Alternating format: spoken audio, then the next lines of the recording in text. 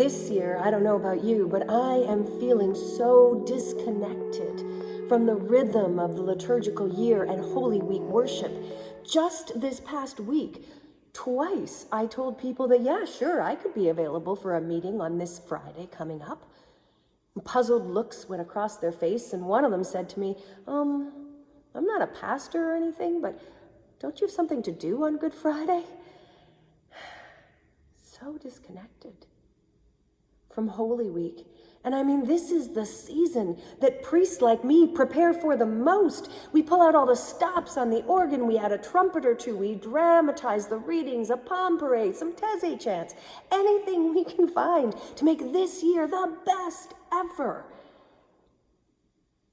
And then COVID-19 arrived by plane about a month ago, and took with it all thoughts of Holy Week until about Thursday of last week, when a month's worth of anxiety suddenly filled my entire body with dread. How could I ritualize Holy Week for you this year when we are all too busy living it? We were on our way to triumph. We were cheering on our societal accomplishments when the plague took hold, just as it did for Passover thousands of years ago.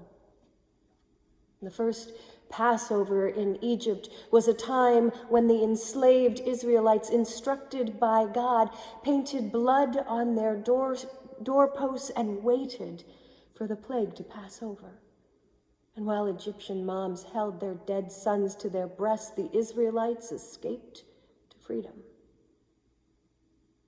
And now it's us who hide in our homes, hoping God will spare our firstborns and perhaps kill those who are deserving of punishment. But this is not the plague of Exodus, and this is not God's wrath upon us. For while consequences abound for those who break social distancing laws, the least and the most vulnerable among us have always been God's priority, not collateral damage. The widows who cannot bury their spouses, the orphans left in overcrowded detention cells, the poor whose supports have retreated into isolation, the undocumented and unhoused who cannot quarantine themselves because there is no room at our inns. These are the precious ones in God's sight, not lambs for the slaughter. God has always stood wholly against kicking people when they are already down. That the least are the ones who absorb our sin at this time is on us, not God.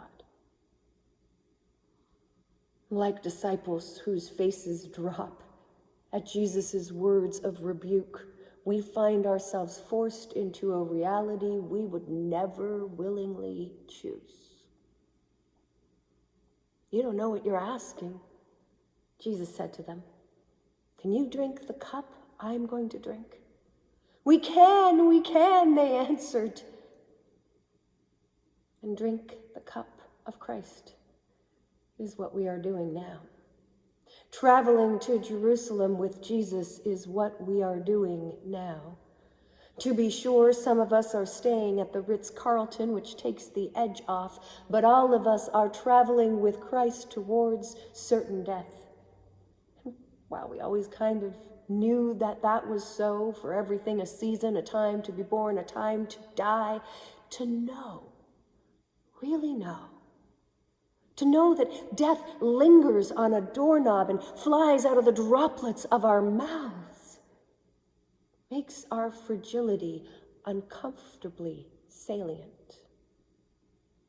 So we find ourselves on our knees, praying as Christ did the night he faced his mortality in the Garden of Gethsemane. Take this cup from us, and if you cannot, loving God, then your will be done, not ours. And for those like me, who I charitably call control freaks, the Garden of Gethsemane takes us to to the breaking point. Good Friday will come, and there is nothing we can do to stop it. Watch, pray. Do not fall asleep. This week, as the curve peaks, we keep vigil with Christ, even when there's no prayer that can keep death at bay. Suffering is a part of life, and if we did not know that before, we see it now. To everything a season, and in everything a God who keeps watch when all our hopes seem lost. A God who calls us to do the same. Watch and pray so that you might not fall into temptation. The spirit is willing, but the flesh is weak. Watch and pray.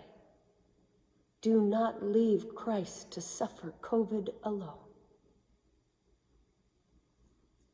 While worship planning is probably not top of mind for many of us this year, Good Friday is in all our schedules, whether we plan to attend Mass or not. With as many as 15,000 COVID-related deaths predicted in Ontario alone and hundreds of thousands globally, the sobering reality is that every one of us will likely know someone who will make the trek to the hospital's ICUs. And social distancing won't permit us to stand at the foot of their cross as they struggle to breathe. But before this crisis is over, prayers for ventilators will rise from every living room across the land. Good Friday is in all our schedules, whether we attend Mass or not. And I have never been much of a Holy Saturday preacher. It's more of a Catholic Anglican thing to hold a vigil on Saturday between Good Friday and Easter, but now it feels as if we are all actors in the most cruel remake of Groundhog Day, waking up every morning to find that it is Saturday again and again and again. Christ has been crucified, but there is little sign of resurrection, so we wait with shaky faith. And I know that last week, I chastised those who will spend their week creating elaborate worship at the expense of providing justice for the weak and the orphaned. And I still believe that God needs us to act with mercy at this time.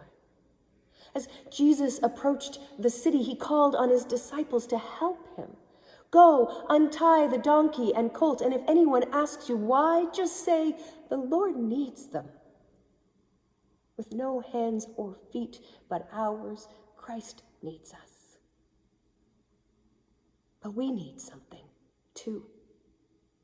We need some way to make sense of the horror, to alleviate the fears and attend to the anxieties so that we might be free to go from the triumph into death with the confidence that the resurrection awaits us. And that is what our rituals do. That is what our corporate worship prepares us for. For years and years, we have been rehearsing this story, journeying from Palm Sunday to Maundy, Thursday, through Good Friday, Holy Saturday, into the new day of God's Easter. All our lives, we have been practicing a ritual that, whether we knew it or not, has the power to sustain us, even now, especially now. While we gather for communal worship, we see the faces of our siblings, and we are emboldened. When we rehearse the story of God's people, we know that we are not alone. Thanks be to God. Stay with me, my siblings. Stay with me. Keep watch and pray this week. Stay with me, my siblings. Let us drink the cup together. Let us weep with one another at the cross. Let us grieve and sit Shiva together on Saturday, knowing with certainty in our hearts that our early morning trip to the tomb will not be in vain. Even as he dies, Christ is risen and will walk this week's journey with us. Take comfort, my people. The Lord will not abandon you. Amen.